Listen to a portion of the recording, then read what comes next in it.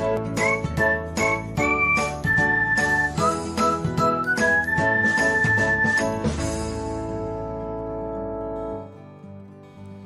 everyone, welcome back to another episode of Technologyglance. In this video, I'm going to guide you through how you can stop receiving any sort of notifications for activity from your friends on Facebook. So, let's get started. Watch till the end and don't forget to subscribe to Technologyglance by hitting the subscribe button and press the bell icon so that you'll never miss another update. Without further ado, let's get started. First of all, open the Facebook app on your device. Next, select menu and then tap on settings.